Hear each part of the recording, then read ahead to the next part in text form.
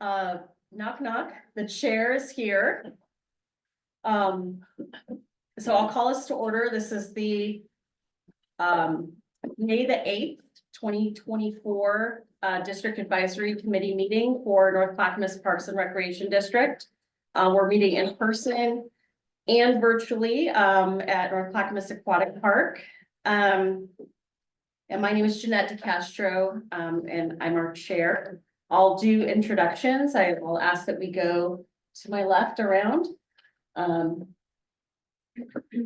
you like to go? Yes, I'm Anita Blackmar from sub area 2. I'm Joe Bergman. I don't have my name thing, but you all know me. Joe Bergman, I represent the community center. Paul Savas, liaison to the board. Mark Elliott, vice chair. Hi. Oh, sorry. Morning, Tom, sub-area 4. We'll come back to Missouri. Grover thank you. Borderfeld, sub area 1. Lisa Beatty, City of Milwaukee, which is sub-area 5. Dominic Cortinas, deputy director. Chiaselli, District Director. Great, thank you. And Missouri will be right back, and he's sub-area 1. Thank you very much. All right. Our first action item is the approval of the DAC meeting summary from April 10th of 2024. So moved. There's actually one correction. I wasn't here. And it shows me as in attendance, but I was actually in Texas that day, so as much as I'd love to have perfect attendance, I do not. Okay, so correction noted is that Lisa Beatty was absent for the meeting. So just to catch up, Missouri, we're looking at the meeting minutes from April's meeting. Do you have any corrections to add? I do not. Okay, so you moved to approve With them? correction. Move to approve with correction? And do I hear a second? I second that. Second by Maureen. Thank you so much. Any objections or? Okay, hearing none, we'll accept those with corrections. Thank you. Our next action item, or excuse me, discussion item is the system plan. We have a presentation this evening from Design Workshop. And they will start out with the presentation, the slideshow that will correspond with what was in our packet, and then also a Q&A. So I'll invite you to come on up and introduce yourself and. Thank you for having me. Yeah, I'm thank you for Anna being here. Blackmar, outside workshop. Where's your line? And my team as well. Oh, go again, because we're chatting. Just say your name again for us. Anna Blackmar, Design Workshop. Thank you. And my team with me as well, Shoshan and Jennifer, joining today. We've been here for the last, well, now we're at the end of day 2 of touring your systems, looking at your sites, meeting with your staff, chatting with people. Our next stage and getting to know your system and evaluating it. So we're going to share tonight a little bit more about our progress in the last month since we presented to you all. So pull this up here.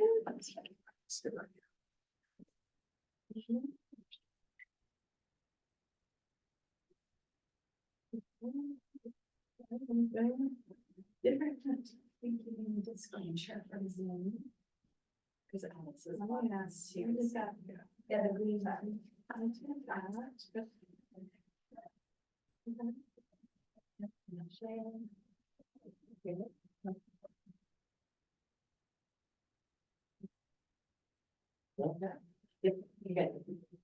it's on this slide. Yeah, she's not okay, that's just slow. It's just a little slow. There, you go. All right. You of course have this in your packet as well, so if that's helpful for looking at some images. But what I will just share here is today what we're going to focus on are some updates since we last met with you, some highlights from the focus group meetings. I'll share what those are. The parks classifications, I'll explain what that is. We'll talk about 2 different types of level of service that we're conducting and conclude with talking about how we're advertising the survey, and we'll be needing your help with that. The other thing I want to showcase is this big graphic on the page. This is new. This is how we'll also be using this in advertising about the survey, is sharing this logo of the system plan. And this will be the thing that's on the document at the end to help say this is for the new system plan creation, but also in advertising participation, is having this new logo to use. So get used to seeing this. It's gonna be on everything from now on. All right. First up, we'll talk about the focus group meeting highlights. So, the staff consulted with others and created this list of about 110 people to invite to talk about these 8 different topics. People who are subject matter experts, they might represent a recreation group, will be representative of an interest group. They talked to community service providers were invited, different jurisdictions were invited to participate. Cultural group organizers and technical experts, such as like around ecology, for example. So a whole variety of 110 people were invited to those particular focus groups for discussion. The meetings were each about an hour and a half, so that really allowed us to deep dive into discussion, hear from them about their perspectives. And they were all topically based. So these were the 8 different topically based groups that met for an hour and a half, different people to those different meetings. And we had about 70 of those people that we invited participate. So great participation rate. We heard from a wide variety of people on these topics. So tonight, I'm just going to summarize, really keep this brief.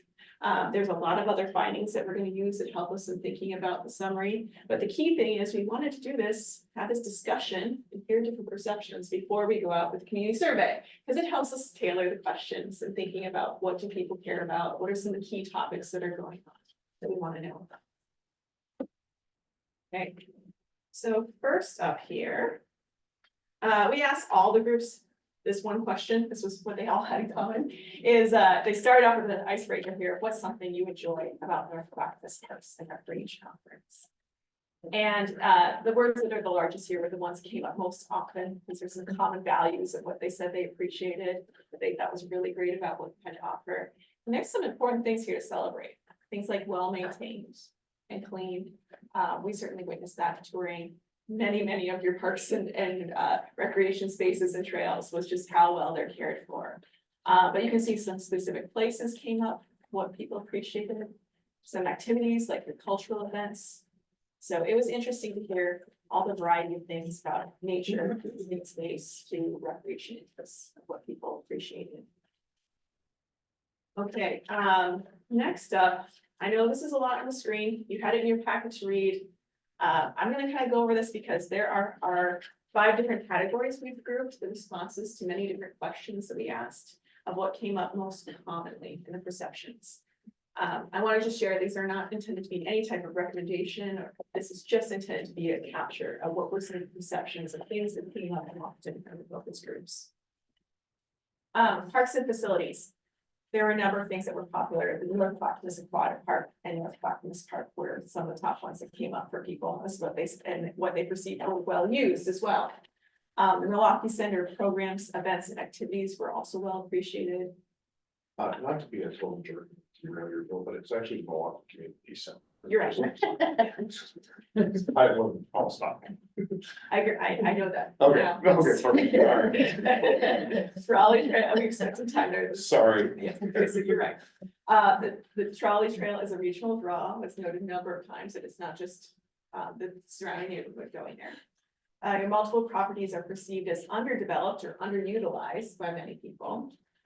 There's desire expressed for more indoor gathering and play space, as well as desire for more ball fields and pickleball fields. Things around facilities.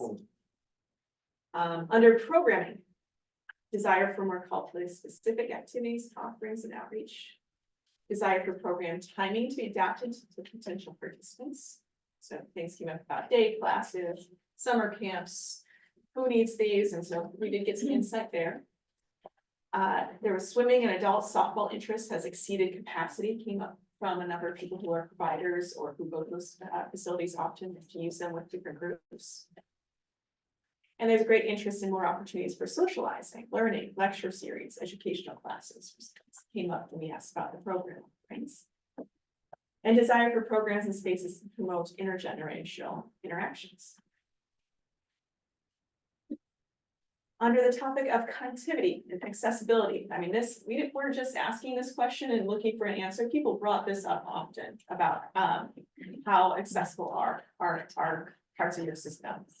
Trail connections and how people walk to places was of importance, and we'll talk about the walk assessment map today. I think there's some relevance to this, or people looking for not just how do you get there, but signage and wayfinding. You know it's there. It came up over and over again, people saying they don't know about, unless they know about it, they wouldn't know it was there. It's not real obvious for some of the parks. Interest in bike loops, trail amenities, and public transportation connections. Desire for more access to water from trails and parks. Interest in making parks more accessible and inclusive for all ages and abilities, including physical and mental needs there. Interest in improving accessibility of signage. And then under community awareness, also about accessibility here. The value of communications and signage in multiple languages. We get a lot of insight from people about what languages they thought were going to be most useful to have that in. And then perceptions that communication is about offerings, events, and places to recreate should be enhanced to build awareness. It's a key thing that when we asked about what are some barriers, they thought that was a key one to address. And our last category tonight was about funding and partnership. There was a lot of desire to strengthen different agency partnerships, and we heard it from a lot of those agencies in these focus groups, and they've talked about what would that mean, what would stronger collaboration look like, and what are some things that we could work together on. So that was great to hear. But overall, there was a common understanding when we asked questions about funding that NCPRD's funding is insufficient to meet all the needs that have come in. So that was, and we asked some questions about types of funding and partnerships to pursue and volunteerism. But overall in that, it was clear that no matter what the strategy people suggested, that there was a desire to that we need to really prioritize and look at additional funding sources.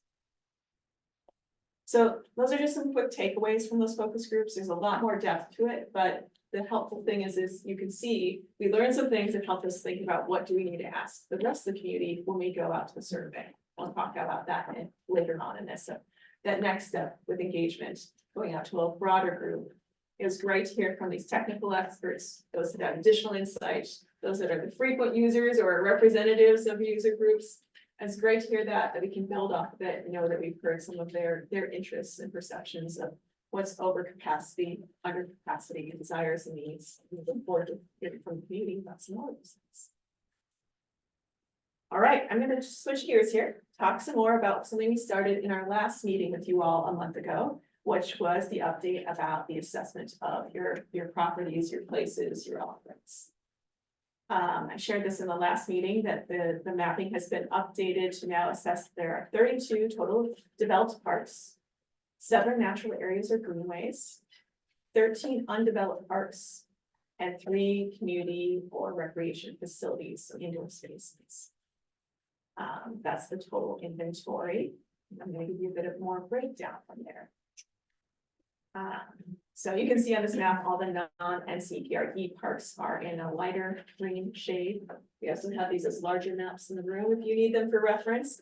But that was the first one we shared at the last meeting. Now we'll get into a little more breakdown on this. What do those spaces mean?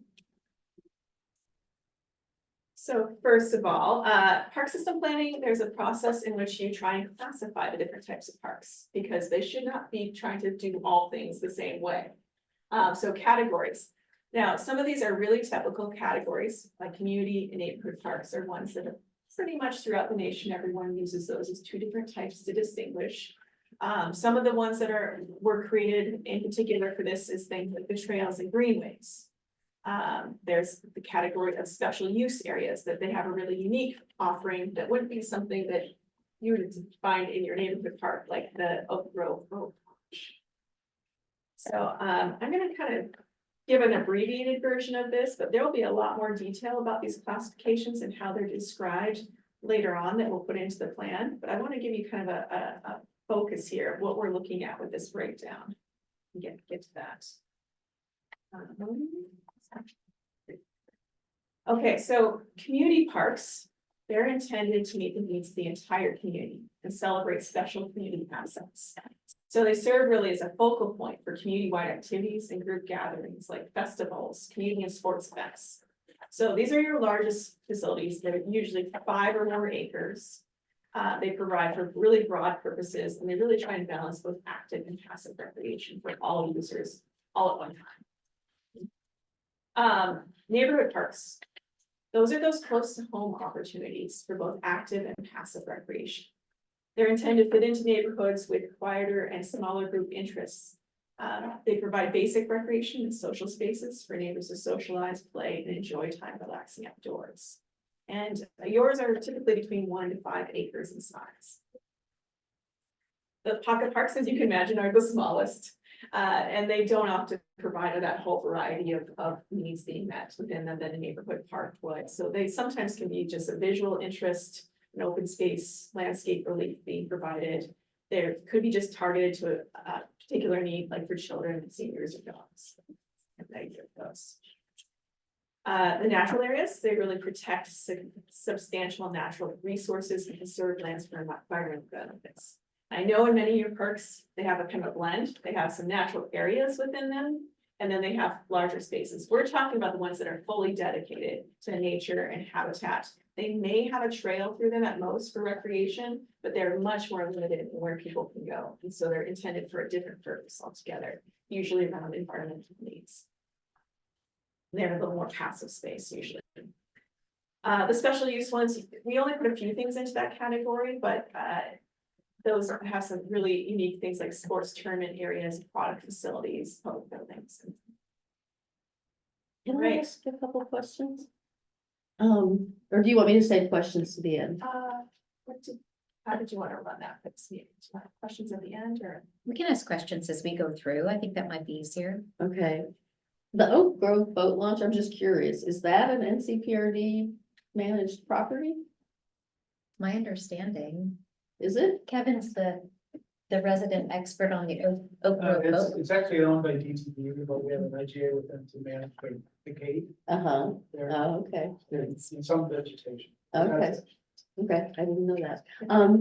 My other question was hybrids, right? So like, in Milwaukee, we've used the term pocket park to describe the, well, like, I wanted to talk about Spring Park. So there's like a small play area, some picnic tables, some benches at the top of the park. Then the rest of the park is a natural area with a path. So I'm assuming these categories, I mean, that there are hybrids. There are, we're doing our best to try and fit them into a primary category for what they fit. Okay. That is helpful for the assessment. It's not for the management of the park, it's the idea of how does the public perceive it? Uh-huh. You know, what's the majority of how it will be utilized? And some of you right, are true hybrid. It's also sometimes hard to distinguish between a neighborhood park and a community park when, you know, it's a very small community park and it offers very few resources, or it's a neighborhood park that it has off-street parking and it offers a special recreation purpose, but that's it. It's kind of limited. So it's with some of yours, it's really hard to figure out which is it. We're trying to take our best guess right now about how is it functioning, not what its potential could be. We'll do that later when we make some recommendations of what you could do to upgrade it to move it into another category. So we're thinking more about primarily what is its function now and doing our best to try and fit it into a category. But you're right, some are a little tough, they're blend. Can I, just to piggyback on that, I guess there wouldn't be a double count, for example. I No. mean, the one I'm thinking about, like North Clackamas Park, when there's dog park in it, there's kind of makes not extensive trail, there's trail system, there's obviously ball fields, there's a real blend. So, you know, is that just kind of at some point I'll show you. pick, right? Well, and also, how do you want it to function? Is it a draw for the whole community? I see. Right, so let me share this example here. We just pulled out one to show you is what a community park should be. The reason we want to do this in park system planning to create these classifications is not to say like, oh, it can only be one thing. That's not the point. The point is to try and set up the expectations of how are you going to develop it in the future? How should people interact with it? So this part where it has the site characteristics and features, you can say primarily the features are likely to include large scale play features. You might have more than one playground in it. A neighborhood park, you may not. It has sports fields and courts, multi-purpose and formal play lawn, the loop walking trail, shelter, picnic areas. These are all suggestions, but this park is more likely to have lighting, It's more likely to have off-street parking, public art and restrooms than a pocket park. Sure. Right, so you're trying to go with that so that you're using this as a way to say, these should be a little more of the expectations for this, and there will be exceptions. But for the most part, we want to try and make an idea of why one park may not have something in it, may not be used a certain way, and another one would. So in that, we're also defining just roughly an anticipated draw area of service area. You might draw from 10 miles or more for a community park, whereas a neighborhood park might be less. So we'll create a table like this for each of the types, so there's a little more expectation that gets expressed in plan. So these are proposed, we're just working through this. This is the first step. You'll see a map here with those different types expressed. And, we've had some debate about some of them, what category they should be in, because some of them were not designed with that in mind. Right, they were given to you, you got them in different ways, and we're trying to figure out, well, what should we classify this as for our analysis? And then later, we'll take a look at it of, well, what could they be? And make recommendations about, should they move up maybe in type? Okay. So with that, what are our totals? Okay, this chart has a lot of information, a lot of different ways to interpret it here. But you can see the number of properties each type. You have a lot of neighborhood parks and pocket parks compared to other types, right? 13 undeveloped. Now the acreage is also interesting. Your acreage, you get, 73 acres of neighborhood parks. 8 of the pocket parks. So that made us look at the median size too, right? And the median size of your parks in these different categories, neighborhood park, this and their pocket parks. That's about the average size for a pocket park, but those are the median size for your neighborhood parks is smaller than we often see. So what this is helpful for as well is, well, park systems use slightly different classifications and descriptions of things. They're all tailored to what they have in their inventory and how they want to see themselves. We can compare these to other park systems, and we'll talk about that with the benchmarking. But this is helpful to have this kind of breakdown and say, well, do we have as many community parks as other places? Some places have a lot of regional parks. So this will be helpful for us to better understand and make some comparisons about what you have, what your park size and acres mean. Okay.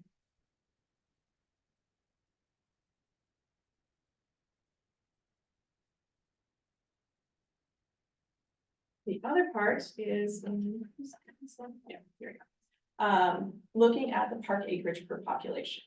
This is just one way of measuring level of service. It's pretty common. It's a kind of traditional way of looking at it when you kind of think that some parks have a limit of how many people capacity and when does it feel really full. It's looking at how many acres you have per population. How those are grouped and spread matters as well. But what this tells us is we look at only the parks that are, not the undeveloped. We're looking here at the ones that are developed and the number of acres you have per population. So we're dividing it up. This is common to do a population of 1,000 people and determining that level of service based on population and doing it by park type. Because that way we can kind of say then, well, community parks, you have 0.64 acres per 1,000 people currently. And this is helpful for comparing to other systems, but also just kind of taking a look at this and looking at that distribution. We can also in the future look at in 10 years from now, how much is your population growing? And how will that change your park acres per population? We can set up some goals with that if you want. Do you expect in the future that you'll actually show some benchmark information about? That's our next step is some benchmarking to other communities and be able to compare. Again, they do their categories sometimes a little bit differently, but it's helpful to know how's your park acreage per population, how many parks in each type compared to the population to another community. But this is a starting point of getting their assessment.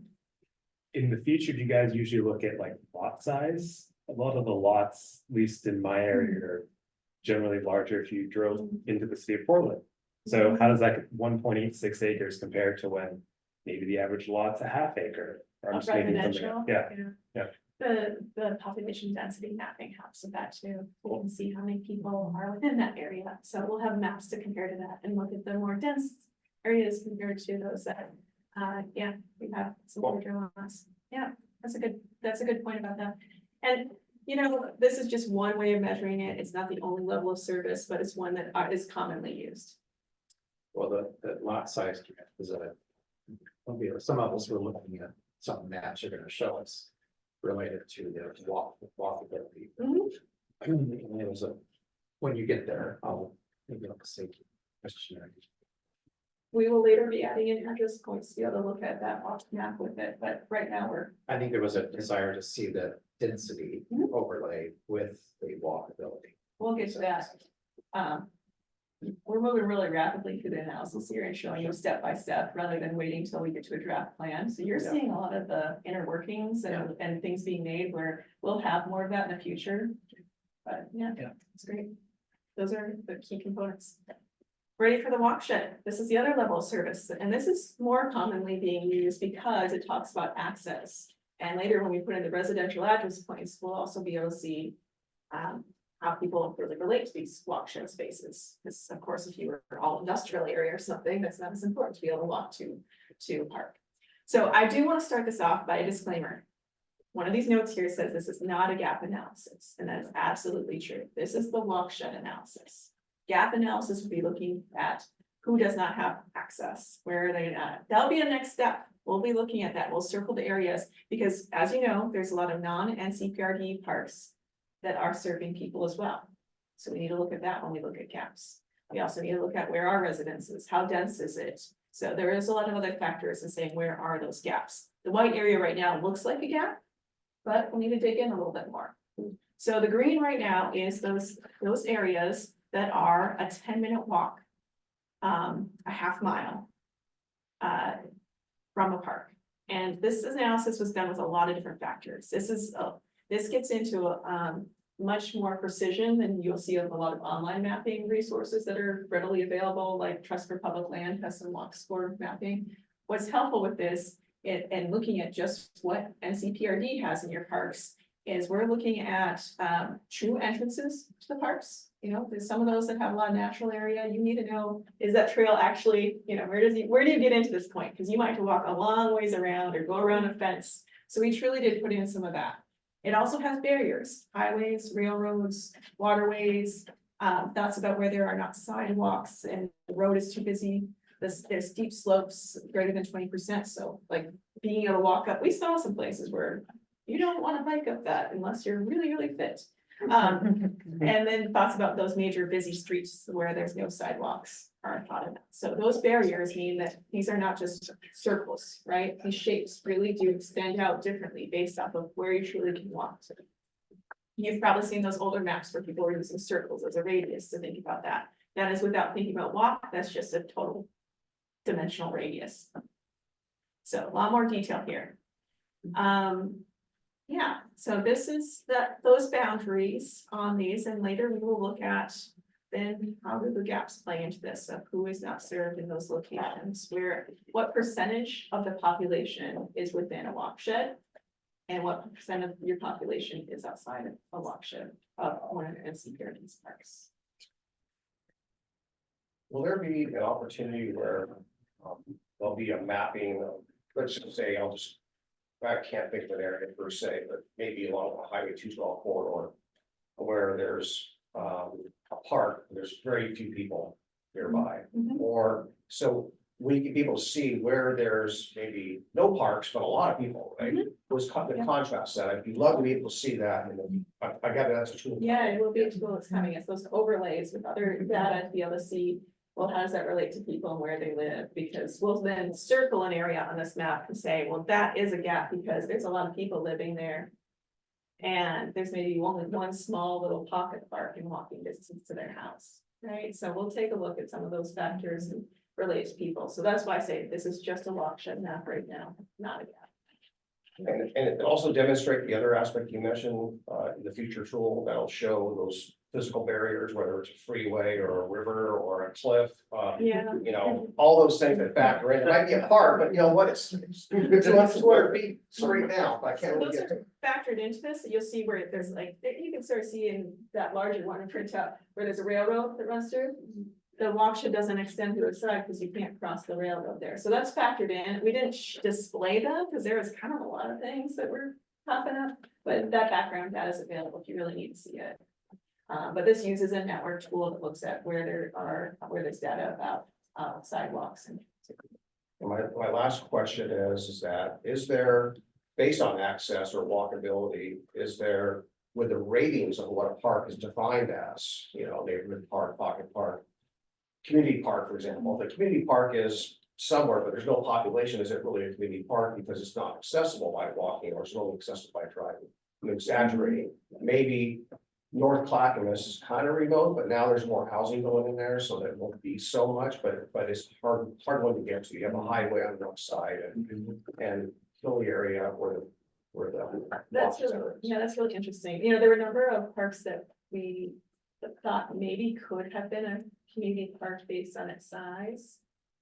But then it's located so deeply within a neighborhood that you wouldn't want people in mass driving to it. And so you probably shouldn't add all the amenities to it that would have that, because it's great, you know, surrounded on all sides by residences, they're not gonna want that noise, and the street that the access is on is a tiny little street. So there's no parking, yeah, there are a number of factors that may say, okay, that goes into the neighborhood. So I think in this chart is probably the best place to kind of capture that, is we have this category, this column about access, that we're trying to define the desired access to it. So that did inform a bit of the classifications, but, you know, this one says the community park, there probably is a desire for people to take transit, bicycle to it. It may not all be on foot that it occurs. Neighborhood parks should be more on foot. Yeah. Okay, and we have these here that we want to discuss further in some way, or you're noticing some things. This is our first presentation of this to you all in advance of it ever going out in another form. So later this will become part of the plan, but a key thing for evaluating the level of service provided. Okay, some next steps. Of course, we have more analysis to do. We'll be sharing with you that level of service gap analysis.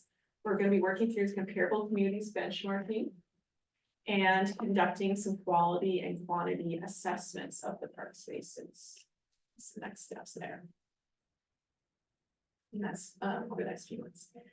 The key thing that we hope you'll give your focus to is the survey that's occurring here. So this is a big deal. This is the main way we're going to learn a lot about needs and desires from the community. We're wanting this to be shared out widely, and the more participation we get, the more valid it all is. So there's a statistically valid random sample survey, a mail survey. All those words are important, they're said, by the way, because it is a methodology that we have a consultant group on board, that this is all they do is community surveys. And they're using best practices to make sure that this is done really well. And this was a good percentage of the fee that went into this effort, was getting a really solid survey for you all, using 2 different methods. One, knowing that you need those mail surveys to go to people within your district, to all the different geographies, and sample it really well. And so a first postcard has been mailed to them on May 3rd. That they're being invited to take in this. 3,200 mailings went out to those households that were randomly selected, with a lot of thought about which geographies we wanted to make sure were represented in that. Well, and then they will get a second postcard as a reminder on May 10th. The reason we're doing this first is that's priority, if we want that piece, so we can evaluate from that random sample statistically valid survey responses. Then the second one opens May 15th, and we're keeping it open for a long time, until July 31st. That's the one you should be telling everyone to go online and take. They might have gotten the one in the mail, and that's the best one for, if they did, to take that one. They can only do it once. That's how that one works. This open survey, we want people even outside the district, if necessary, to take it. It should be everyone taking this survey. So anyone who comes and uses your parks from anywhere. anyone who comes to the aquatic center. We want to hear from them all, and we'll evaluate that one differently. Often, they're very much related. We find a lot of commonality in the responses, but might be some nuances, like you might hear from more user groups who have particular interests in one facility or interest. So we want to make sure that everyone feels like they had a chance to provide their input through these methods. So we'll be sharing information with you how to advertise that open survey that will run from May 15th to July 31st.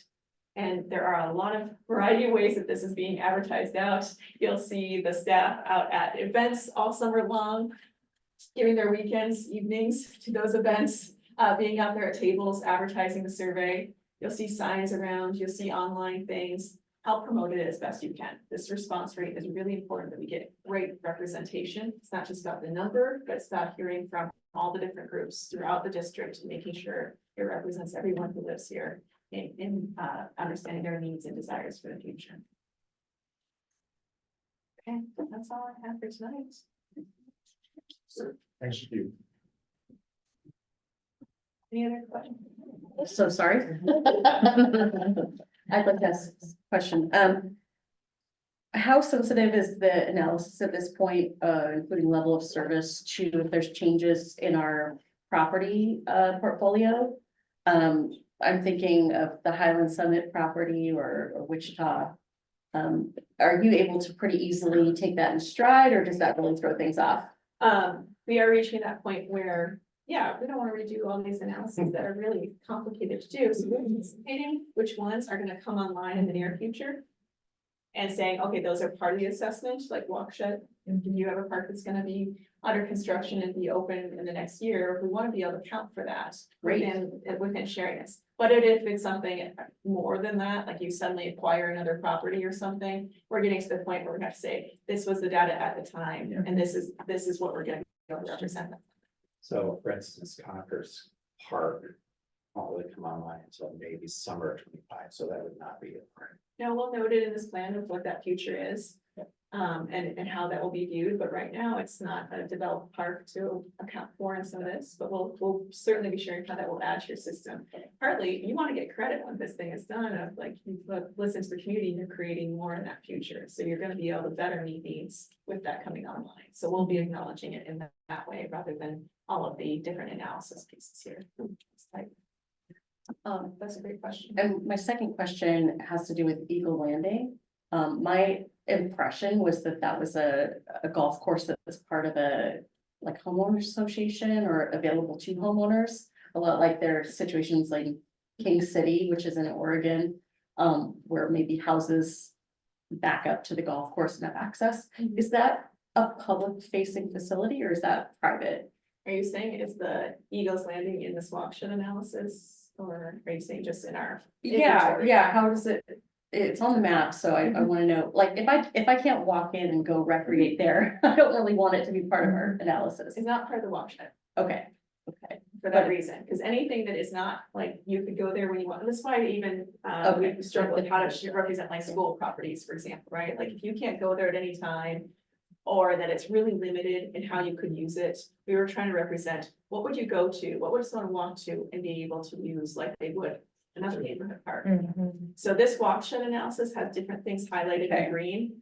You'll see some of them, like the ones that are undeveloped, or the ones that are not for public access, they might be public owned or public used in some way, but if they don't allow you just to walk on them at any point, then they're not included in this, if that helps.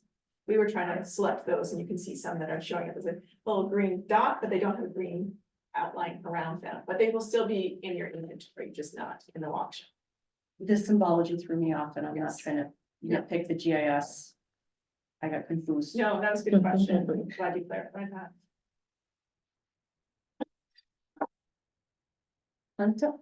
I don't know if it's the right time or place to ask it, but skate parks are something that certain demographic would really like. And is that offered in your survey as one of the options? Yeah. And then the dog park thing is more complex than that because people use the parks in a sort of laissez-faire way and that they assume they already have a dog park when they officially don't. So I don't know how you would put that in a survey, but It's been one of our discussions lately. So you can't say, oh, I need a dog park. Oh, I've already got one, even though it says you can't use it like a dog park, you know what I mean? Let's take a look at the survey through that lens and see how they might respond to things. Okay, I could have a solution. Another question. The Clackamas Walk Bike Plan is in draft form right now. I think comments from that committee are due the 16th. How is this system plan interacting with that sort of county plan? Erin should join us and answer that Yeah. question. Yeah, thank you, Jeanette. Excellent question. So, internally, staff is taking a look at the draft plan. We've actually gotten the GIS data. We're overlaying that with our asset map so that we can start to combine all of this and take a look at how those proposed improvements align or don't with that plan draft and provide some of that feedback back to the county. We're also going to be looking at that as we launch into our Trails Network plan that we're going to be starting at the conclusion of this system plan and looking at how all of those pedestrian and bike networks kind of fit together and where the gaps are there. Yeah, fabulous. Honest, just one more really detailed question. There was something in the packet about access to water. But that could be like a river or a pond or a wetland, or it could be a splash pad or a swimming pool. Could you lump those all together in your data collection? In the survey itself, we did have some distinction between different aspects as well as programs too. We're not just asking about spaces, but we're asking about program needs.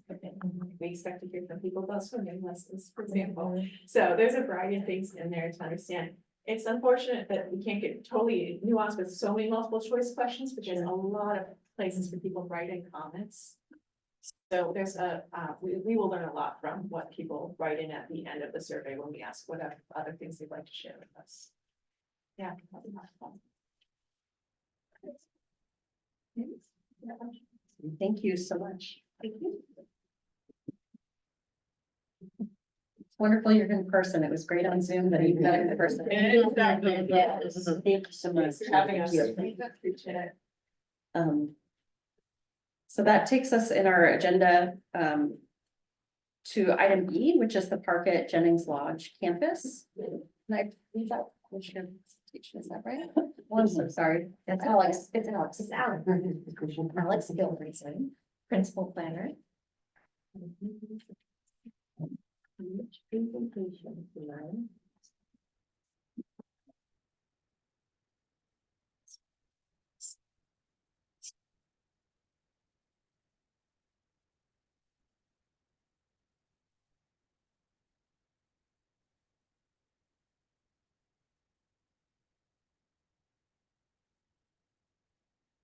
Well, I've got some videos in here, so I'm hoping they can.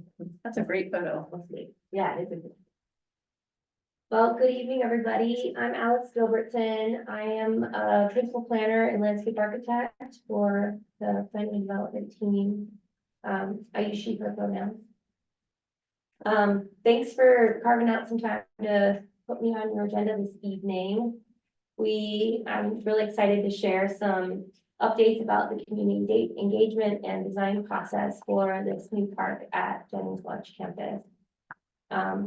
Not only do we want to keep you informed on the development of this project, but hopefully we can spark a little bit of excitement about the future parks.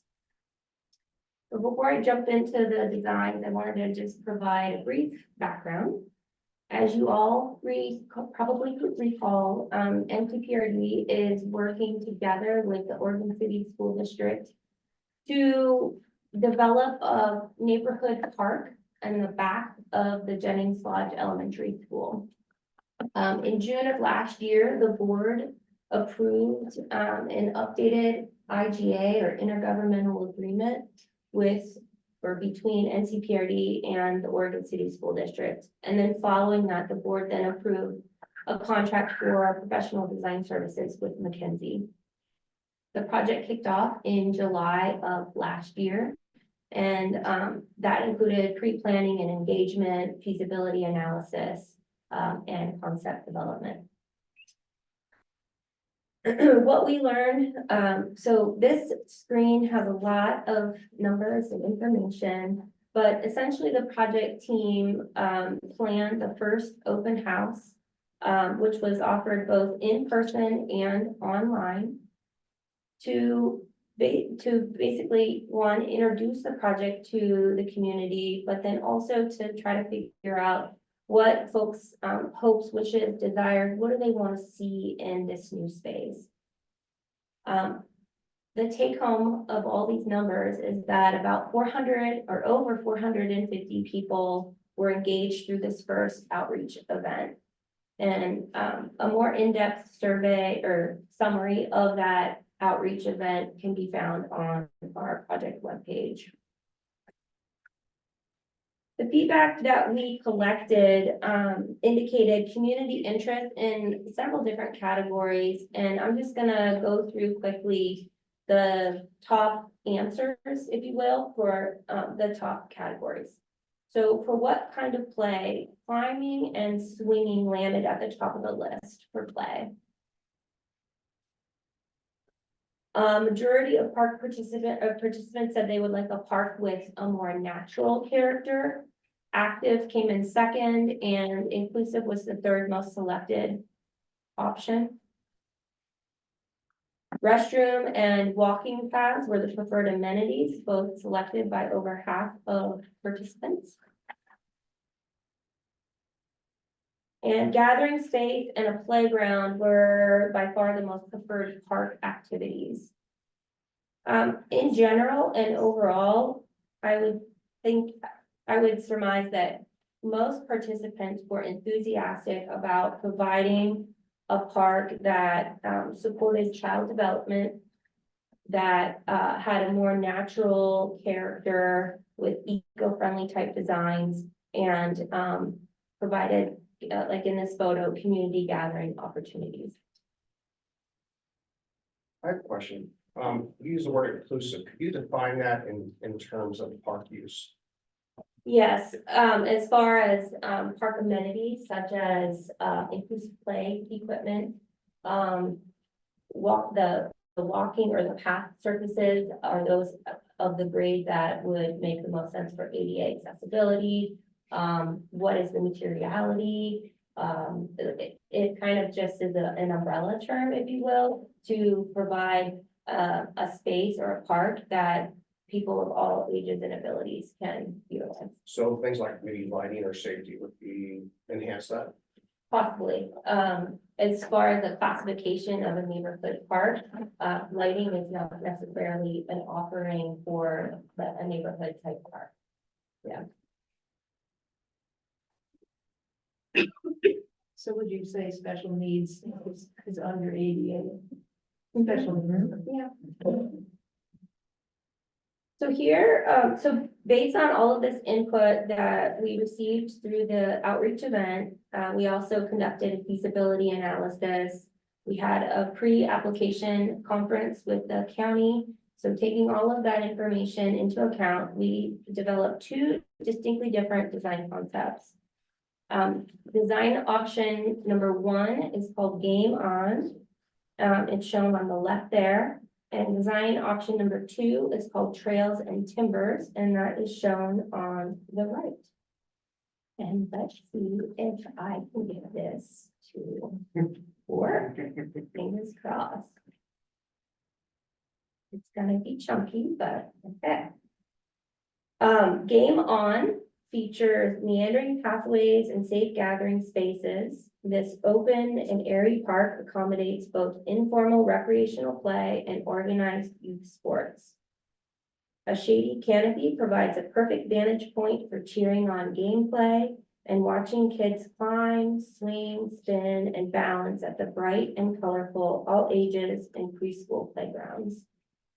What you see on the screen is the community playground, and then inside that colorful picket fence is the preschool playground. We are proposing painting the interior walls of the covered shed to help brighten up the space. Painted asphalt will also activate the underutilized space. And then by maintaining the existing baseball backstop and creating space for regulation size U9 soccer field, this park invites people of all ages and abilities out for active play and fun.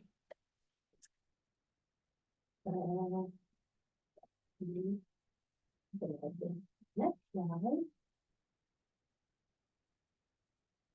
And this is design option number 2. Trails and Timbers features an expansive tree canopy and network of shady, winding pathways dotted with comfortable benches to sit and rest. This park allows children and adults of all ages to step out of the urban environment and back into the natural world. Gather around the Jennings Lodge campus shed at the all ages and preschool playgrounds where kids of all ages and diverse abilities can climb, swing, spin, and balance on bespoke natural wood and stone play elements. Both playgrounds of the are nature inspired and have a more muted color palette, as opposed to the more primary bright color palette of the Game On concept. Right here, we are inside the preschool playground. Like the Game On concept, we are proposing to paint the interior shed walls and asphalt to create some energy and excitement in this dark space.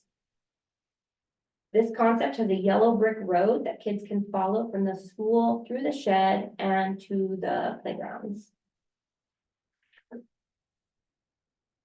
Meandering walkways will allow park visitors to pass by the perennial meadow, seasonal stream beds, and low woodland understory for glimpses of native plants and wildlife. And we're gonna come back around and take another shot of the community playground. And then you'll see an image of the stream bed, the dry stream bed on the left there. And then we're gonna pop up for another bird's eye view of the full park design. Sorry, this was so funky, but I hope it got the point across. How many acres is this area? It is just over 2 acres. Okay. Okay.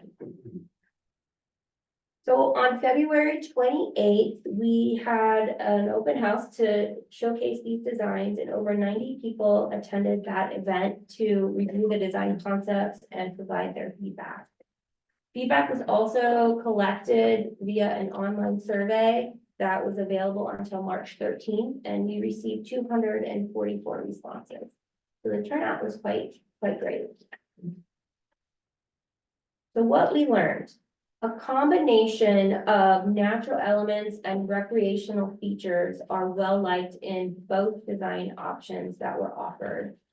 Most people preferred the Trails and Timber design option for its natural feel and room for activities for all ages. What you can see in this bar graph is the blue color represents the Trails and Timbers design option, and the orange represents the Game On option. So for overall design, theme, layout, colors, play equipment choices, the preferred option was Trails and Timbers.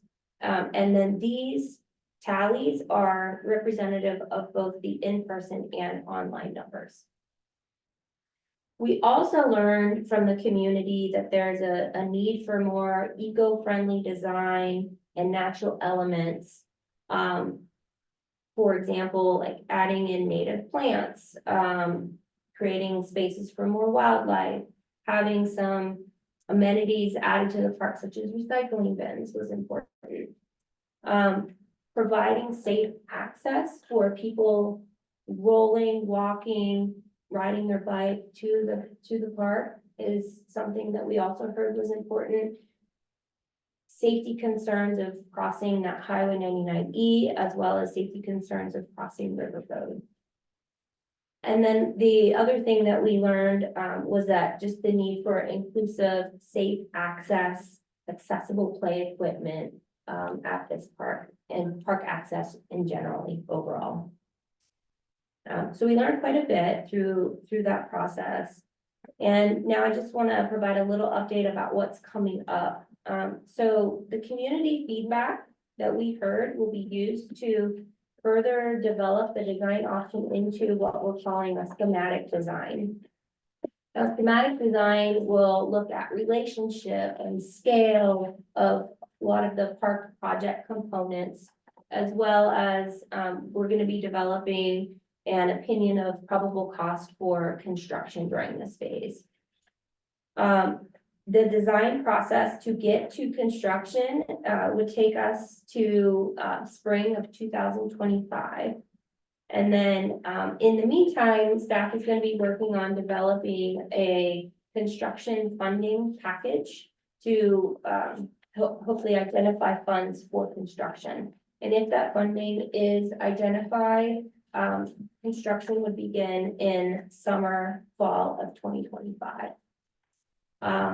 And then another thing to note, once this project goes into construction, we would then roll out a naming process to help name this neighborhood park. And that is all I have today. I'm happy to take any comments or questions. You can also email me at agilbertson@ncprd.com. We've got project information on the website, including both summaries for the 2 different engagement events. That's at ncprd.com/Jennings-park-project. Thanks again for your time this evening. We are looking forward to sharing the schematic design with the community soon. Questions? I don't see you. Oh, I'm sorry. Yeah, so I have a question, maybe it's towards Kia, and perhaps you can help as well, that is that this park would be still owned by the Oregon City School District, the land. So not detail land, but a real high level, what's the exchange of benefits? So we don't, number one, don't have a stranded investment. Number two, getting back to inclusive, I imagine that would be hours of access, right? So I know that some schools are very sensitive about when they want the public on their grounds because they want to preserve that for daytime or school time, right? So just want to get a sense of what that would look like perhaps at the school. Yeah, absolutely. So Director's Office, we actually have an intergovernmental agreement that defines all of those things that you described, because you're exactly right. Those are all things that need to be decided early on. I would flag that the one aspect of that current agreement, which is a little bit challenging, we talked about the need to identify construction funding. We would like to have a 25-year agreement and not a 20-year agreement because it opens up more opportunity for grant funds. So we do have an IGA in place, an intergovernmental agreement with the Oregon City School District. However, I hope to begin some discussions about extending that further into the future. I'm happy to sit down with you and talk about some of those different aspects, but you're exactly right. There are some provisions within that agreement that allow for them to use a portion of the play area during school hours. And then the rest of the play area would be available anytime to anyone to use, even when school is in session. And we would have some barriers in place, or a fence rather, that would provide that safety and security for the school. So that they felt like the children were still secure and contained, if you will, within the site. And then your other question was about kind of getting a stranded investment. So we do have some provisions in the agreement whereby if the school district wants to sell the site or redevelop it for another purpose, then we would be compensated, and I can walk through those specific terms with you. So those were contemplated as well. Yeah, thank you for that. I was just concerned about that the word inclusive and that those terms factors into that access. But if it's open to, most of it's open to everyone. Yeah, this graphic that's on the screen here, it's small, but I think the color relationship is helpful. So the purple represents 96% of the park, or 1.79 acres, would be open to the public during park hours. And then the yellow little lima bean island in the middle, that is 4% of the park, or 0.75 acres, would be open to the public after school hours. So the majority of these, both designs, design option one, Game On, and Trails and Timbers, both took into account how we could minimize the amount of space that was closed during school hours. Ally, you're next.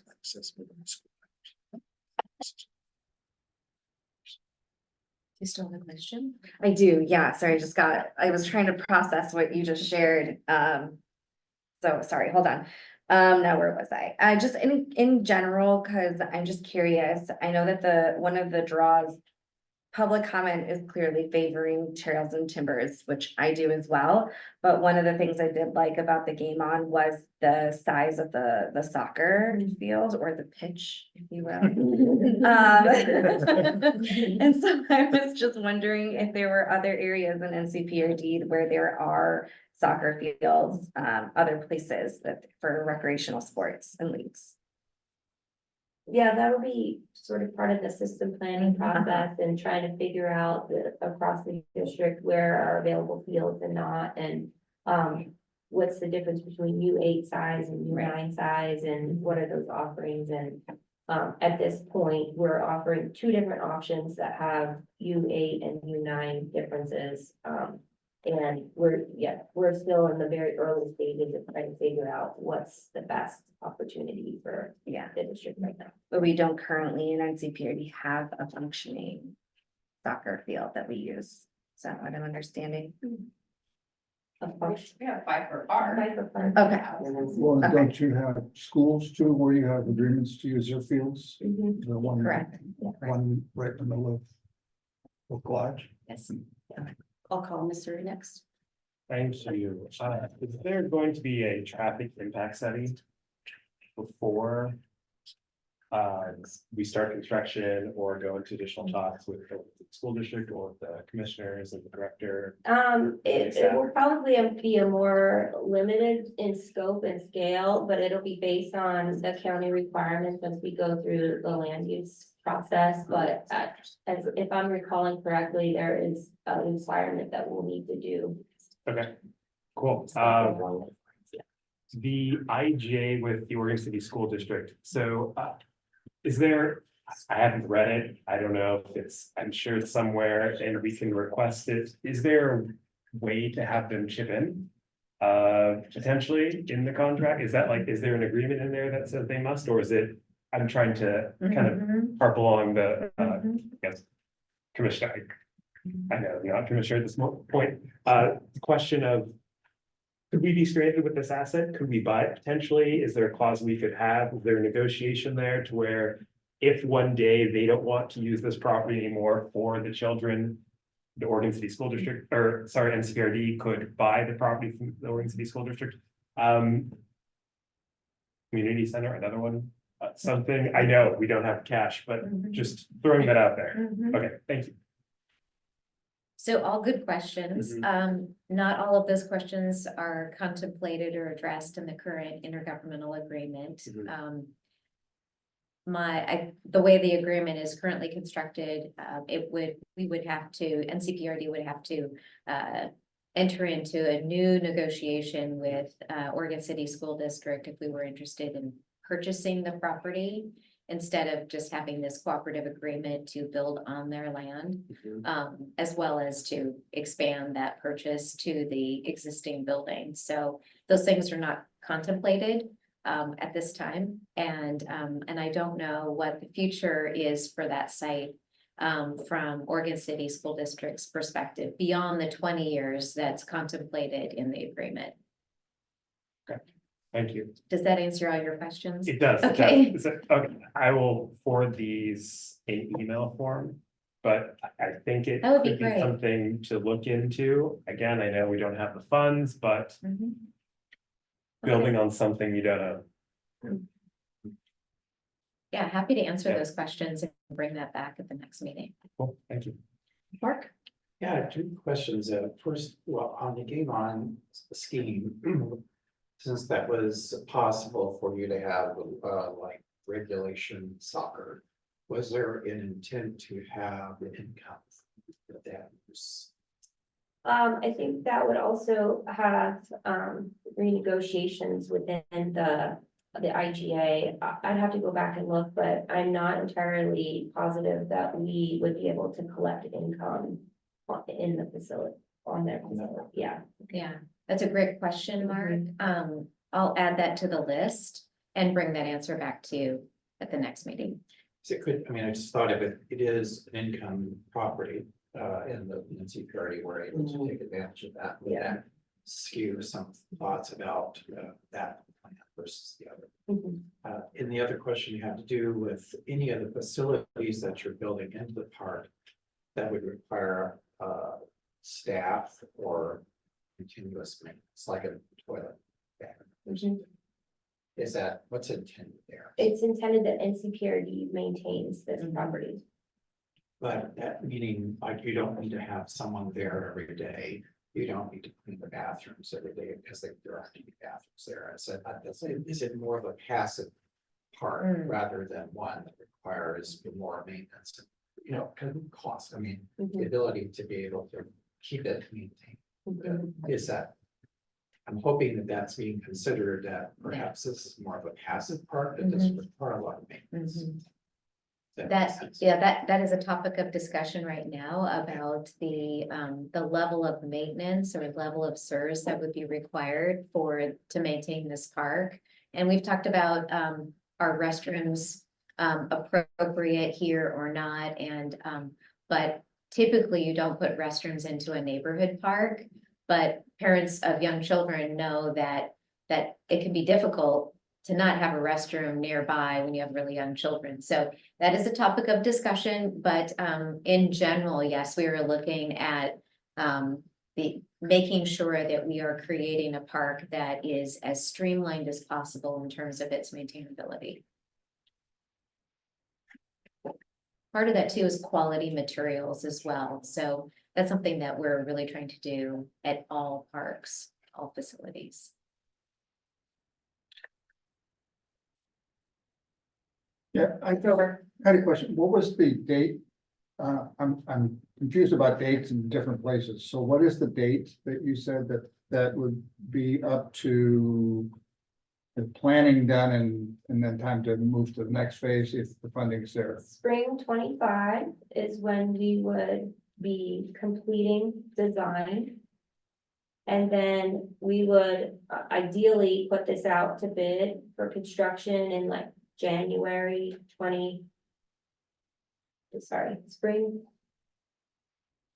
Yeah, spring 25. So we would ideally put this out to bid in January through March, like early spring for construction. And then we would start moving earth and break ground in summer of 25. Okay. If construction funding is available. Yes. Thanks. Thank you for answering all of our questions. Yes, of course. Okay, stop sharing, so. Yeah, those models were very helpful. Yeah. Visualize. Thank you. Thank you. So that. And it was a great open. Okay, thank you. That takes us to the next two discussion items in the agenda. The first is the bylaws. So this is a point that was brought up. There were concerns that the bylaws were not harmonious with our practice. I will fully admit that I am not a bylaws wonk. I really rely on them being pretty clear and flexible so that we can get things that on any kind of board or commission that we can get, or committee, we can get the things done we need to get done. As I looked at the goals section, I was unconvinced that we did any of those things in the way that it was described. And I think that there was a meeting about 2 months ago, Mark and myself and staff, to kind of talk about what would be some things we would support in terms of trying to adjust the bylaws. And then my understanding is that those suggestions, and Grover was in attendance as well to that meeting as an observer, were taken by staff to the legal folks to get the look-see. So as we look in the packet, the items in red that are struck out are proposed deletions. The items that are in yellow are language that's added. And the items in green are items that need further discussion from our committee, from the DAC. So, and thank you, Jessica, for keeping me on track with the color coding. So this is not something we're voting on tonight, but it is an item where we can ask a couple of clarifying questions. We can do subcommittee work. We can also sort of say, hey, we're happy with this. If we really like it, if we don't like it, we can say, let's keep working at it over a couple of months. So I'm going to stop my narrative there and open the floor for questions. Calling on Ansa? Yeah, I'm just curious, you said concerns were raised, but who was raising the concerns? What were the concerns? Who was raising concerns about the bylaws? I know that Cindy Becker is one person who raised it up. And the other thing that came up for me is that in our January meeting, that there were discussions back and forth at the table. And I'm pointing to where the public and governmental affairs folks sat.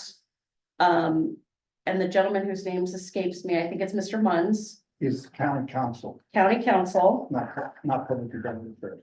okay, and then the county administrator, Gary Schmidt, was here as well. And there was a lot of confusion about how the DAC operates versus other advisory boards and commissions, which they call ABC for short. All of that to say, if we look at our bylaws and we're not doing the things that are in the bylaws, then they're not in harmony with what we're doing. Director Savas. Just to help, my memory was, at least the comments from the administrator and Munns, when they were together at one particular meeting. I think the context was the election process for the sub areas. Yeah. Specifically, that the bylaws that were in front of us all were not the ones that were updated and approved by the Board of County Commissioners subsequent to the initial approval. So that was limited in that. So I don't know if what's here tonight, I don't know. If what's here tonight is bylaws, is the version of BCC approved, acting as the board of directors for NCPRD, or if it was the ones in which the administrator pointed out, those are outdated. And so that needed to be changed. But I don't know if there's other things. So if there's other issues that were spotted, I'm only speaking on one I can call. So I'll just leave it. Throw it back to you. I'll call on Dominic for the audible. I can just fill in some things. Commissioner Savas is exactly right. They addressed the process of filling in recruitment. I think also during that time, it was also looked at, the goals were in there that didn't align with the new goals. So there was talk about removing the goals that allowed some more flexibility with the DAC, so they could create the goals outside of the bylaws, so you didn't have to continually update the bylaws as the goals changed. And what I can tell you, I was part of the process that these did go before the county administrator. After that meeting in January, he gave us some direction, and Jessica took some of the suggestions that were made and incorporated them in different highlighted colors for everyone to look at and then weigh in on what you would all like. So we're at your mercy, or pleasure, however you want to look at it. But you tell us. But we just wanted to streamline it so we didn't have to address this as your goals changed to make it just a simpler bylaw process. So you're saying that the revisions that are shown here, I'm sorry, these have been somewhat cleared through the county administration. 100% they have been, yes. Which are they, when you use words like that, I don't understand. So you said these are, and you said, yes, they were. What were you referring to, please? The changes that we see in the bylaws that are in our packet. So all of the deletions, the additions, and those that need clarification. So those have been I don't want to say cleared, but they've been reviewed and vetted by. That's Okay. correct. Correct. Yeah, Thanks. that's correct. Yes, so anything that's highlighted or scratched out, Yeah. those are just suggestions to let everyone know. These are the changes from the original, so you all could look and just see the difference if you laid them side by side and make some or take some action down the road on those topic areas. And the intent was also that changes here. Adopted the changes that were approved by the board of directors. Correct. I think it combines both of those into one fresh document. Say that again, please. So, there was the issue of the alignment with the approved. Something by the board of directors that happened a year ago, right, or whenever that happened, right? So. I have no idea what you're talking about. The recruitment, No. the recruitment that the board of directors approved didn't align with the bylaws because the updated recruitment happened after the bylaws were drafted. Within a matter of weeks, not an extended period, let's be clear. But I mean, I think we wanted to get them all on one document is what the suggestion was made. So I guess where I'm going with this is if we were to adopt this the way it is, we're not gonna have to come back. And do it again Okay. anytime soon. Correct. And the idea is that you would discuss any questions tonight. We could go back to County Council Jeff Munns if there are any questions, any clarifying questions that you have. And bring answers back in June with the hope that you would approve the bylaws then in June. So that when you start the new term in July, we're starting with these fresh newly minted bylaws that, yes, wouldn't need to be updated anytime soon. Alderman Grover, I'll go first if you want. go ahead, Ellie. Yeah, I'm just looking over, because I just want to make sure I understand. So, especially because I wasn't on the board when, or on the committee when you guys are making the goals from last year. So are the goals that were recently adopted, that those goals, the purpose was to do that in lieu of the goals that are in the bylaws? Is that what I'm understanding? A direct response? I'm not sure, Okay. because I didn't realize at the time that there were goals within the bylaws, and I should have known that. Okay. Okay, But so it's, sorry, go ahead. I lost track please of go our ahead. order. And I think I can maybe help clarify, but let's finish. Oh, no, I didn't, that's my first question. I just want some clarification and then I'll follow up with a second. So if you know the answer. So striking the goals in the bylaws means that the bylaws basically have a longer life without further edit. And you can, on an annual basis, if you choose, set goals. You probably want to have longer term goals than just 1 year, but it's, you can set goals outside of the bylaws, and then you don't have to go back and revise the bylaws with your newly edited or minted goals. Does that make sense? So the suggestion here is just take your goals out and you still have goals, but they're just not in the bylaws. So I'm gonna call myself the mystery. So the document I saw with the policy for recruitment was like 30 pages and referred back to the task force work. If I'm interpreting this correctly, the item in yellow, many of the items in yellow that speak to recruitment are really boiling that down into more efficient language that we can take action on. Is that correct? I believe it aligns everything because I think there was some confusion. What is in the bylaws currently and the updated policy that was board approved. So it takes everything and updates it on current bylaws, I guess, because I think there was some confusion on the process. I think when we were looking at bringing or filling some vacancies, so. Thank you, Mr. Thank you. For me, the Article 3, I guess, the first section, the goals, the removal of the goals. Personally, I think the DAC should be driving towards two things: the local control of NCPRD as our neighbors, and an increase in the tax rate no offense to the commissioner, they are very busy, clearly. You listen to one of their meetings, I'm like, what? Yeah. Director, commissioner, so, the removal of the goals to me seems to be kind of steering away from that, you know, us seeing scope of the budget, us having greater communication with staff.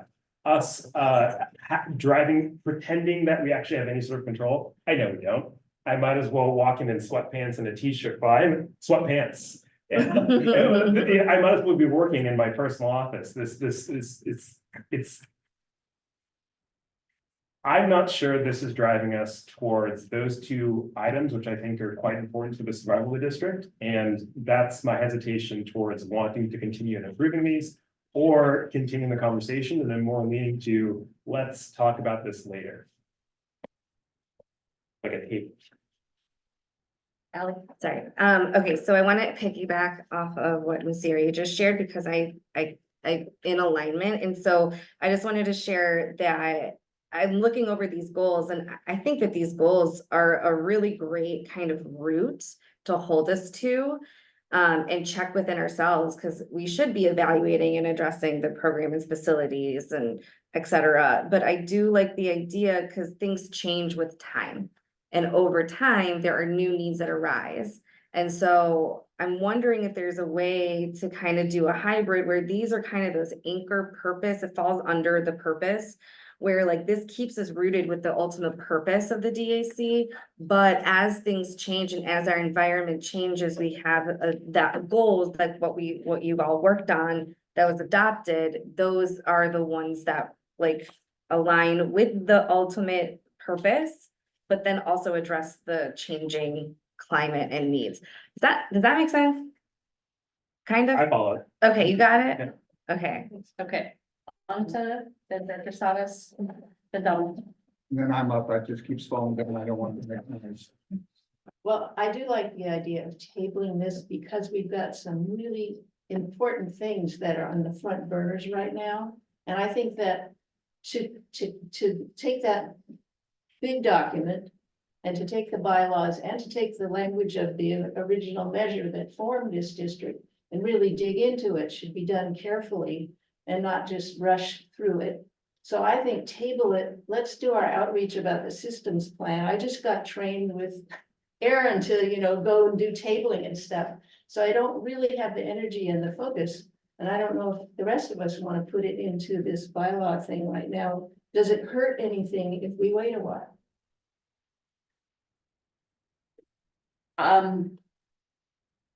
My answer is I don't know. Will the confusion about recruitment come up again? I don't know. I'll call on Director Savas.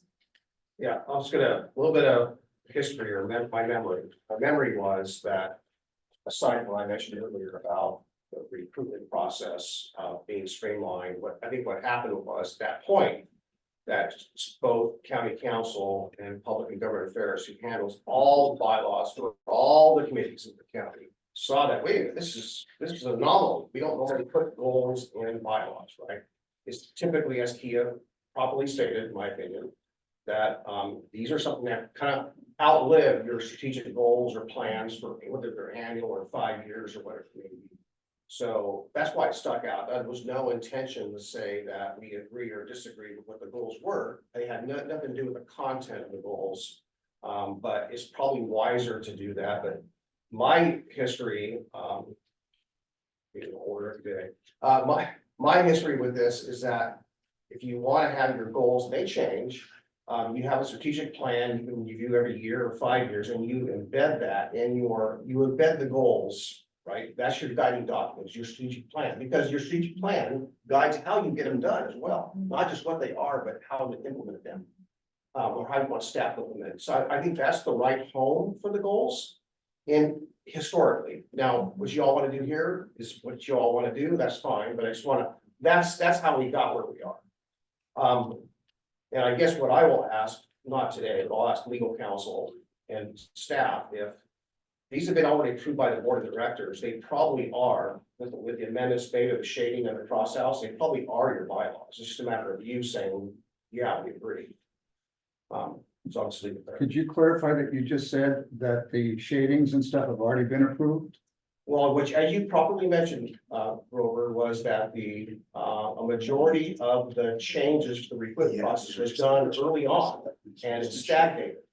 And I think with the goals piece, I don't know where that came in, but that was identified afterwards. Yeah. When PGA and Mr. Munn's legal counsel took a look at them here last several months, somewhere in there, or when Administrator Schmidt was here, right around that time frame is when that popped up and said, wait a minute, how'd this get here?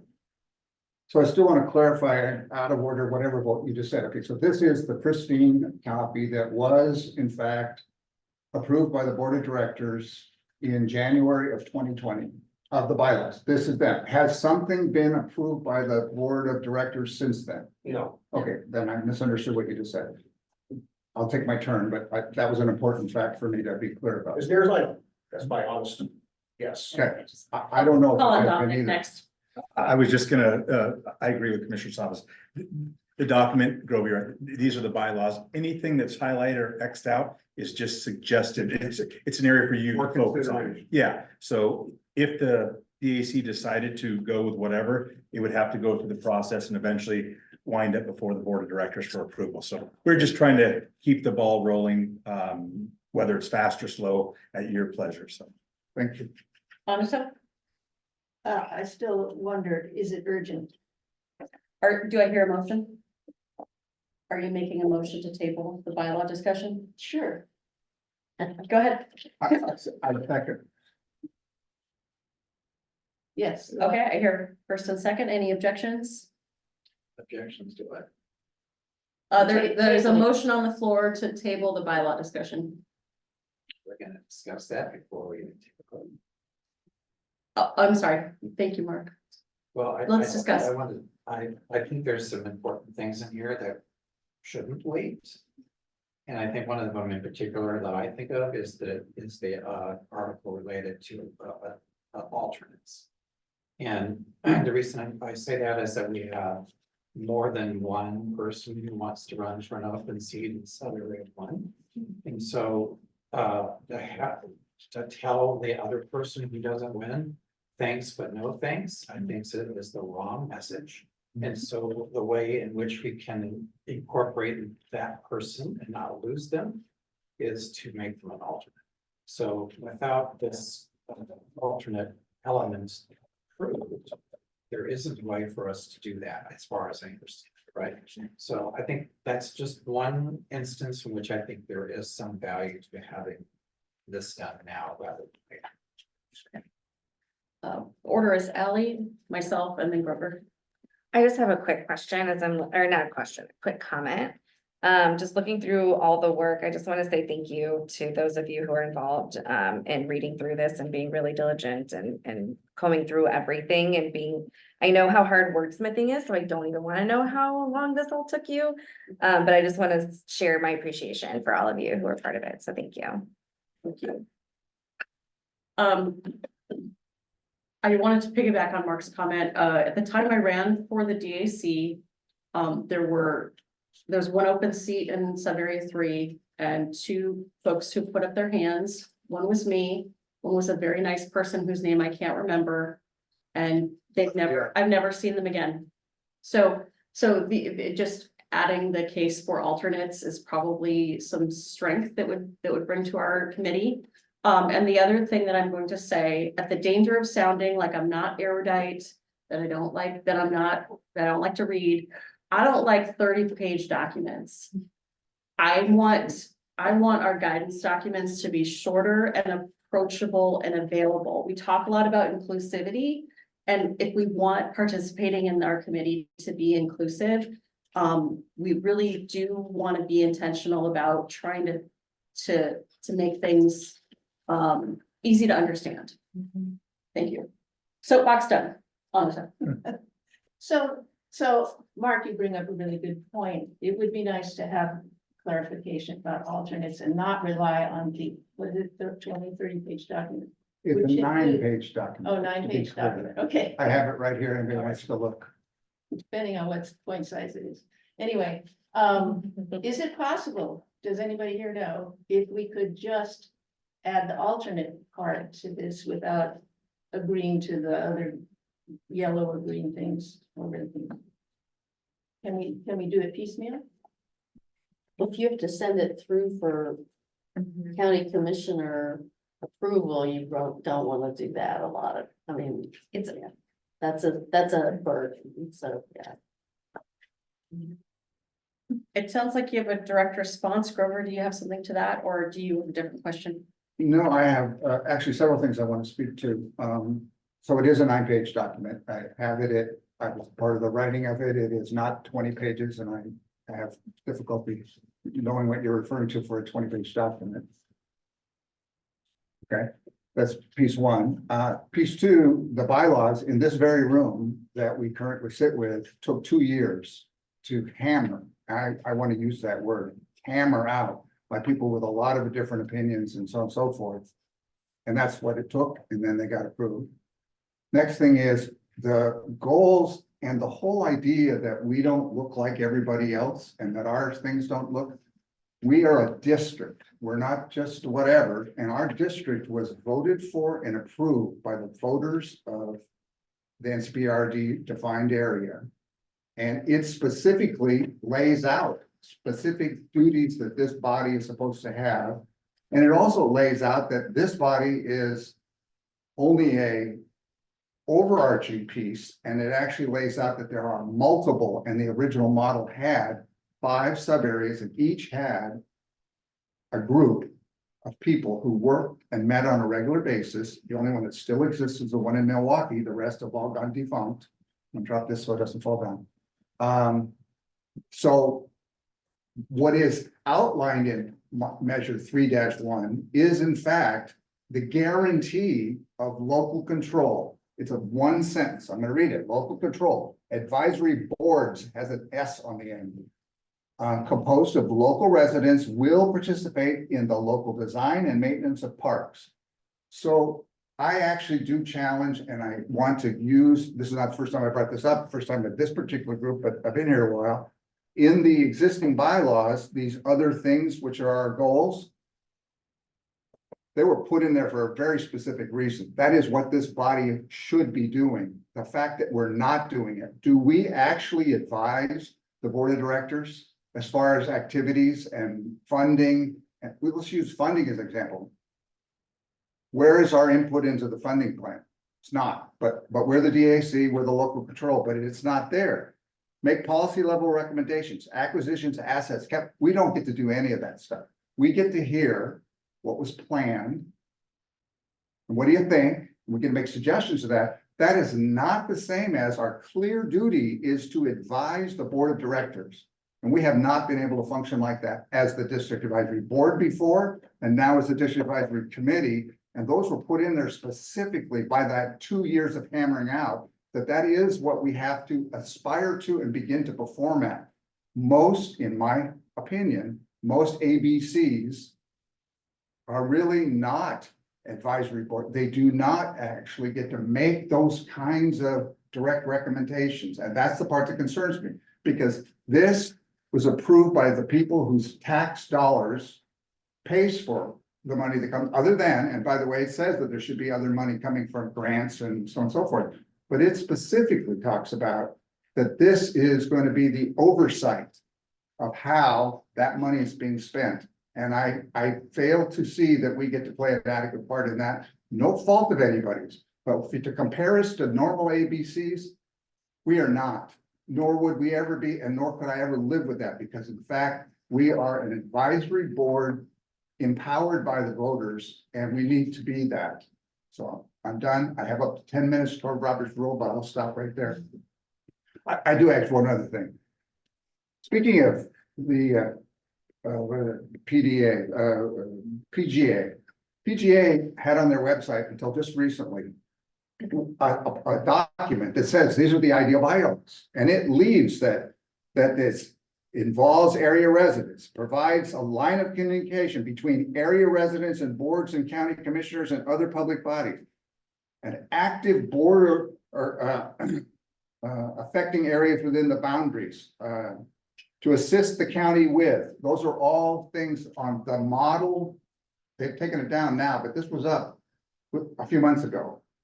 That was the model. So to shrink us back to a check the box kind of group is not something that I'm in favor of, and I don't spend all the time that I have on this to end up being that kind of group. We are the representatives of the taxpayers, and we need to act and do that and get to be able to advise the board of directors who have more on their plates than they ever could have in a million years. I mean, they can't get to it. And to have them have to look at all the stuff that they get into because they don't count on us to give them recommendations that have been thoroughly researched, et cetera. They figure they have to do it at their end, from observation to now done. Okay, thank you. So to sum up, I'm hearing that there's concern around removing the goals section and that it would take away some of our empowerment as a board by having something outlined of this is what we do. I'm also hearing concerns that the recruitment language includes both the sort of alignment with what to do about vacancies, and then also the addition of alternates. So there's been some, pro alternate discussion. There's also been some, discussion that the policy document, in addition to the bylaws, is a good way to go. So I'm hearing all of that. I'm also sensitive to time because I've gone over time. As the chair, that's kind of on me. We're past 7 o'clock. So hearing all of that, I don't know that we have a resolution this evening. But I wanted to acknowledge that these are important discussions, and that it would be very helpful as we go into new folks on July 1 to have a guidance document that we can refer to. Calling on Director Savas. Yeah, two things. So the first thing is that, parliamentary procedure or the terms, so if you want to table something, typically if you table something, say I table and there's a second, it's voted on the table, that typically means indefinitely, right? It can be assumed to be indefinite. If you want to defer it, you can defer it, or you can say, I want to table it until X time, but putting a time where if it's gonna come back, or the intention of the motion is to come back, you kind of identify what that is. So that's just more parliamentary kind of procedure interpretation. The other one, I listened very intently, Grover, to your comments. As I read the ABC of the goals, I don't think those are goals. I think they ought to be embedded in purpose. They could be reduced, but the more you, what makes sense to me is some of that ought to be, maybe that can be codified. I'll talk to legal counsel and say, actually, some of these are kind of goals, not goals, but they're part of your purpose and your function.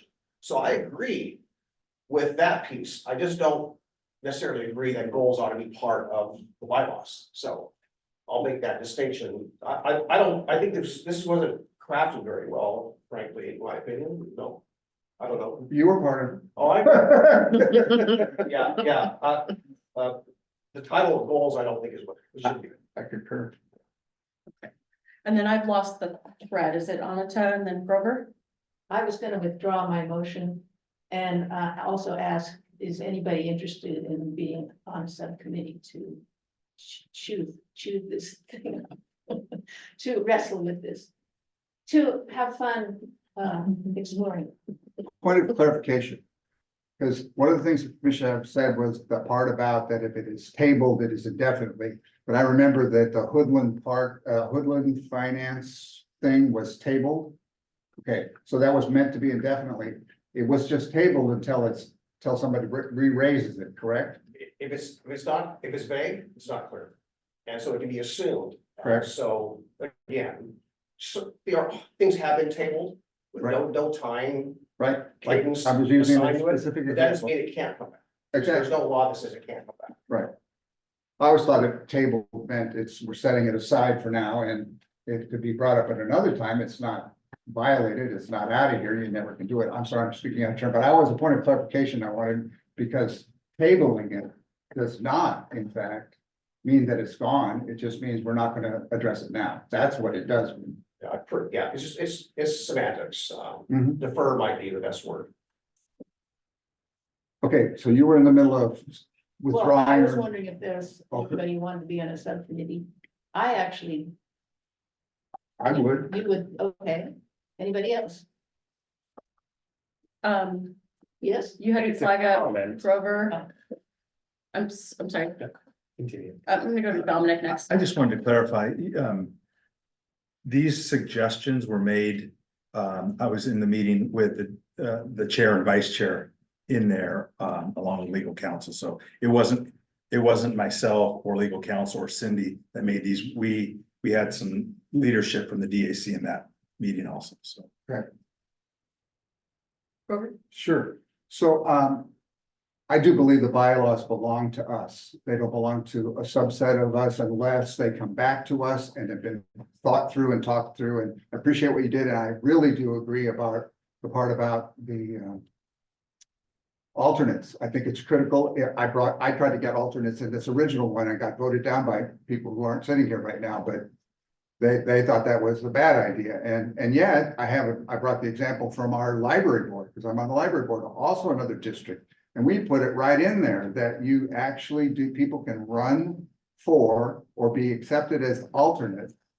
And it's different than the way y'all did it, because then they get approved as the alternate, and it says that if the regular person isn't present, the alternate is a voting member, and that is an approved bylaw that lives right now for the Clackamas County, the entire county library district. So it made it through county council back then too. So I think it's a great idea. I thank you for including that. But we did find there was one alternative, that there's a vacancy that this body can in fact appoint an alternate, and then they would be approved by the board, and that's how honest it sits here right now. If we had a pool of alternates that are approved at the same time that the members are, so they're just alternates. We just ask them to approve these people and then alternate. It doesn't have to be in the bylaws because it's in the policy and procedure. And because of the time that it takes to write bylaws, that's why policies and procedures are things that are outside of the bylaws. You don't have to go through the whole same process for policy and procedures. But it's done across all kinds of organizations. So I don't know that everything needs to be in the bylaws. I actually think it's not very effective. It gives no chance to make adjustments that need to be made within a certain amount of parameters. And that's why the bylaws specifically give two alternatives on how to select DAC representatives. If not A, then B. Calling a mystery?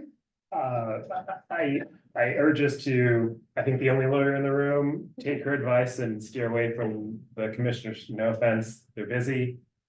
And can we discuss this later? I don't know if I have to make a motion formally to do this, but that's my personal suggestion for us to heed the comments from two individuals of don't do it and too busy to talk about this later, but in another formal setting of a meeting here. A motion would be great. I make a motion to talk about this later in another formal setting. As to how we go about wanting to make additions such as, I think the great ideas. That's not part of the motion. Talk about this later in a formal capacity with everyone. I second that. Any discussion? Mark? Yes, I don't agree with that process at all. I'm sorry, I just don't. So, I think there's multiple points, issues that we've dealt with, and we're making it very complicated. I don't think it needs to be. And I think there's probably a streamlined way to do that, and that's why originally the chair and the vice chair took a look at this, so that we didn't have to go through every single sentence and minutia in order to get something in front of everybody to take a look at. And so this is now a perfect document. It wasn't intended to be. It was intended to be a starting point for us to have a discussion and for us to make amendments to this in a very streamlined and efficient way. I do not want to rewrite the 10 Commandments. Point of order. how is what Mark just said different than the motions on, Mark, could you clarify how that's different than the motion that's on? the table? Because the motion only is one part of several parts of revising. Because it doesn't mention who is going to do it, when we're gonna do it, how it's gonna be done. I don't see that in one. I can amend the motion. Can we discuss this in next meeting? We put this on the agenda to discuss once cooler heads and people have had time to write down what their thoughts are and how they may want to go about adjusting them. But I think right now, this we'll see, that's not part of the motion. That's commentary. Amendment. So I'm hearing that the motion is to defer the bylaw discussion to the June DAC meeting. Is that correct? And may I ask for clarification? Is that based on this as the base document that we're reviewing, or are we just opening Pandora's box to talk about whatever we want to? The motion does not specify.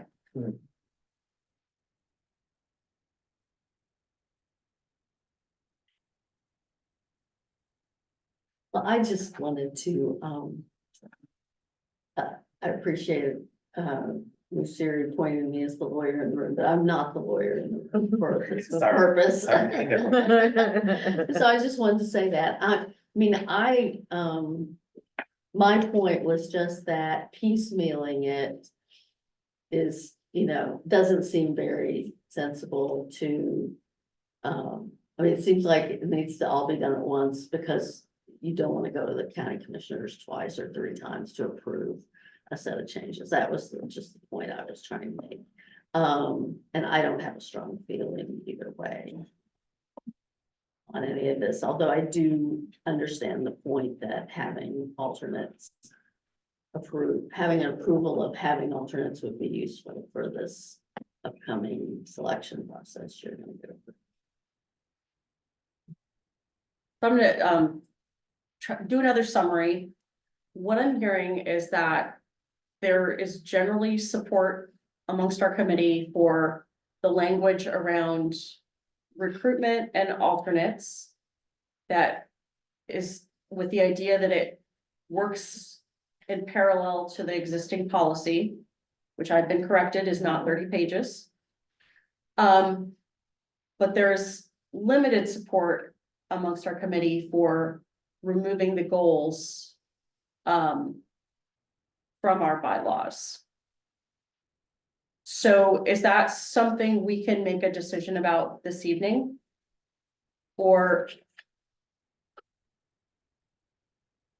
And I concur that only sending one revision is wise. I also concur that spending a lot of time on it is not wise because there are many other things happening. And I will add my editorial that that bylaws are important up until they aren't important, because there is the matter of what the bylaws say we do, and then there's the matter of what we do. And a lot of that is relationship based, a lot of that is capacity based. It's not all language on the written language, written word. So I really like Mark's point that they don't have to be perfect. Let's not make perfect be the enemy of good. Stopping there. Who is next? I was just gonna say, sorry, Go ahead. okay. I was just gonna say, when you were just doing your amazing active listening skills, in summary, I wanted just to point out, I think, what I heard too was not necessarily to remove the goals in the packet, but to rename them. Because I think, at least I see a lot of head nods that those are really good things as a way to help direct our work, but that they shouldn't have been called goals. So maybe instead of removing the goals, we just rename them. Director Savas? I would offer, not myself, but staff, and including legal counsel, to take what I heard here today, which is recorded, and maybe suggest maybe they come back with what they heard and come up with a draft for all of you all to look at, to help this conversation along, because I think there's common ground here, actually. I don't really see a disagreement. It's just a matter of putting it all together in one package that you can all look at and say, oh, yeah, that does it. Cool. So, and help that, that'll just help, and let the people with the brains and the legalese, do all that minutia kind of stuff. Yeah. Not bog you all down. How's that sound? Where does that leave us? I can amend my motion to do what the commissioner has said, the director has suggested. What do you think? It's recorded, you know, the lawyers are just gonna, oh, sorry, no offense, lawyers. If I make a motion for us to follow the advice of Director Savas to talk to legal counsel and county and or NCPRD staff to draft the common ground of which is recorded. And since I was the second, as long as I will clarify that that is in fact, then we would have a draft to do what the motion actually called for. An updated draft to deal with in the June meeting, where we'll have more than 2 minutes to talk about it, because it really is not something you do lightly, because it is, I agree, I would never want to have to go through multiple updates. So I'd like to have it be inclusive of the things that we need to look at. So if that is what that meant, that in June, we will see an updated draft for us to discuss in this, the time to discuss it in this meeting, then I accept the amended motion and keep my second. I think we have to give some leeway though, no? What if staff can't get it to us by next meeting? What if it's the meeting after? Okay, good. I'm fine with that too. It is just not. I got no problem with that. If it's later than that, that was the original motion. Was that we would delay it until we have a chance to do more. So I'm fine with that. Let's be clear about, you said June. He's gonna come back with, so we need to clarify where we are on that. So it's when they have it for us. I make a motion, let's start over again, make a motion for. Under the guidance of Director Savas to direct staff, county staff, NCPRD staff through Director Kia. To find the common ground of which I believe was mostly around the alternates. When the lawyers and staff had time to draft said proposal and bring that to us in an appropriate. Okay, so parliamentary point of order, we still had a motion, so they didn't get withdrawn. So did you withdraw? Thank you. And then, and now you're making another one. Previous motion withdrawn, new That's motion the is new on the motion. floor. And I second. As long as they take all the stuff into it, because we are guided by what the voters voted for, and that's the verbiage in 3-1. Has served us for 34 years, and we need to keep steering to follow that, so, but I second. I'm hearing a second, okay. And I think the next step is discussion, right? And I think we've discussed quite a bit. Any objections to the motion? We have to vote. Let's vote. All those in favor of the motion on the floor, say aye. Aye. Any opposed? Any abstention? I'll note that Joel left, but we still have a majority, so the motion passes. Thank you, everyone, for the support. And I will personally apologize for not monitoring the clock carefully enough. So we are at 7:24. And the facility closes at what time? 8 o'clock. Okay. So we are over time and we'll still have agenda items.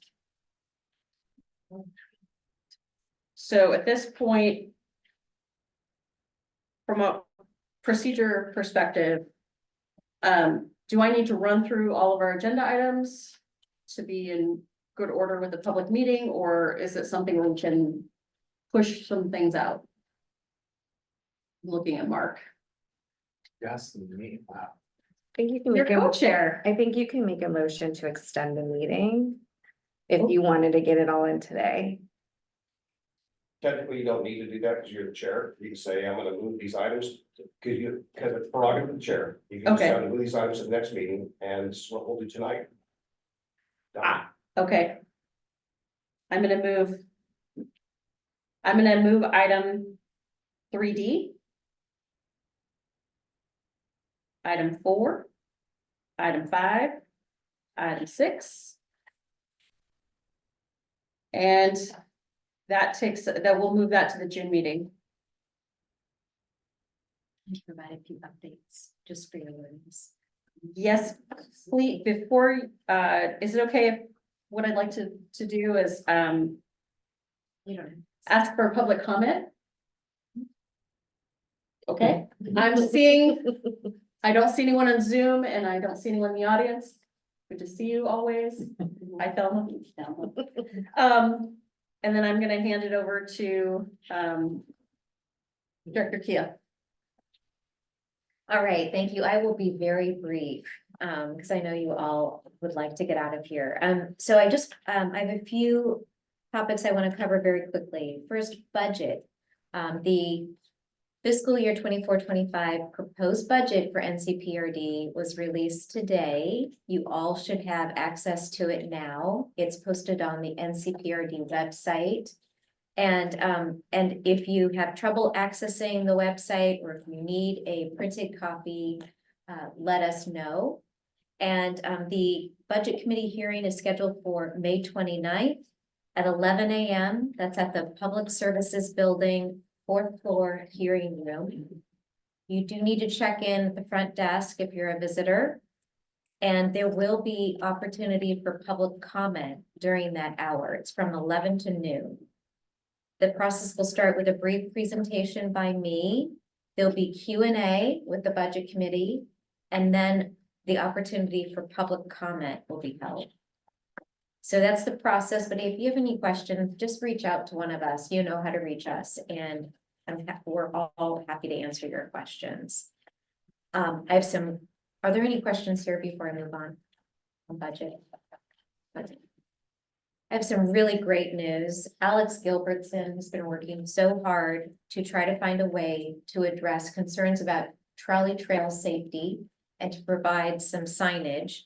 And there may be an opportunity for us to actually get another organization to provide design as well as sign fabrication.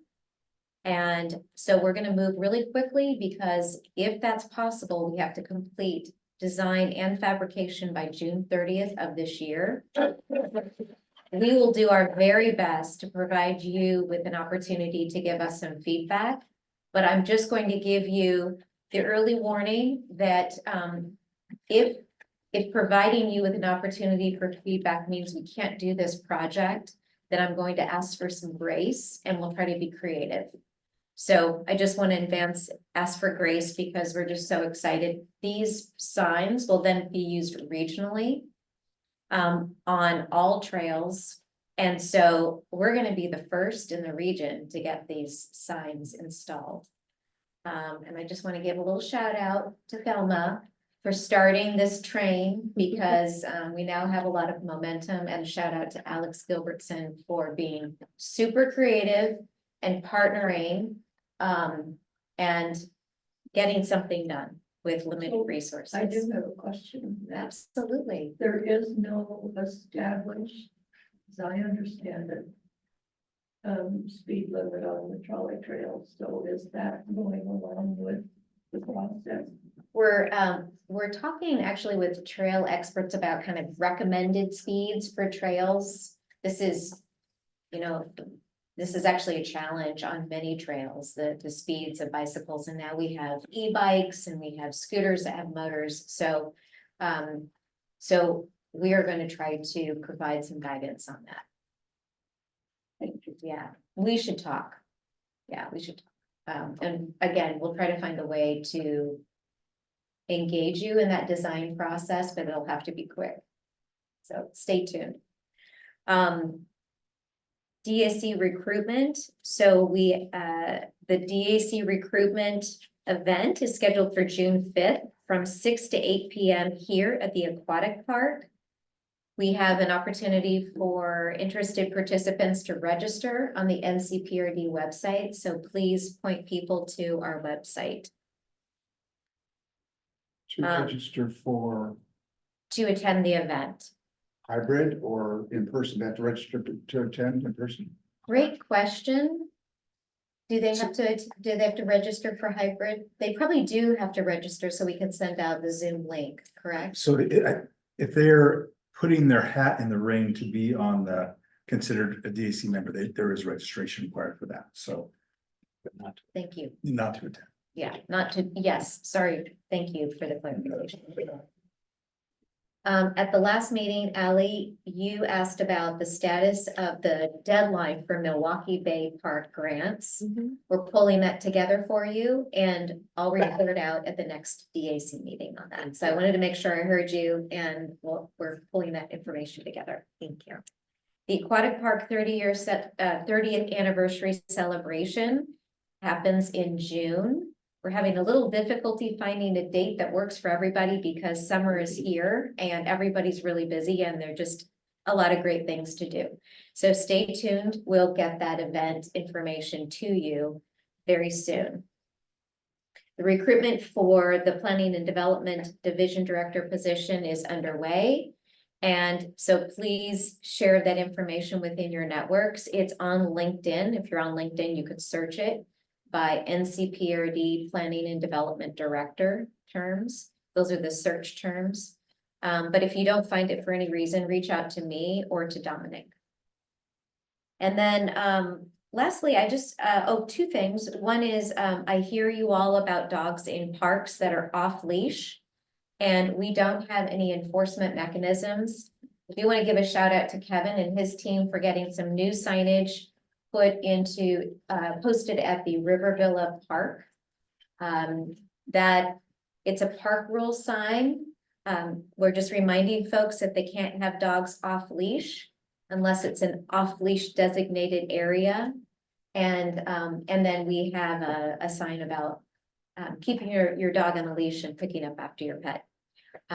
I recognize that we have limited off-leash areas. I hope that you will take that energy and invest it into the system plan survey so that we can hear you. And I'm going to be working with Melina over the course of the next few weeks to see if we can integrate some public education around dogs and park etiquette.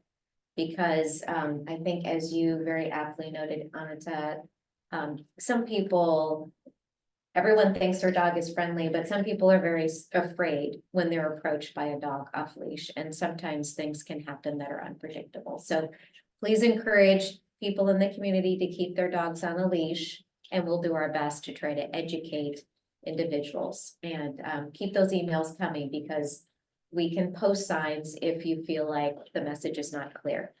Lastly, I just want to give a shout out to the Milwaukee Community Center Foundation for inviting me to be a server at the Italian dinner last Saturday. It was a lot of fun. And I know a lot of folks there had a great time and it was for a great cause. So if you want me to come to an event, I'm happy to be there. And I love meeting people and seeing what all of you are doing to generate more community. So that's it for me. Thank you, Kia. Thank you. And with that, a reminder that our agenda setting requests can come in and that we'll get that agenda finalized by May 28th for the June meeting, including the continued bylaw discussion. And I'll say thank you and have a good night. Thank you. Thank you. Meeting adjourned. Yeah.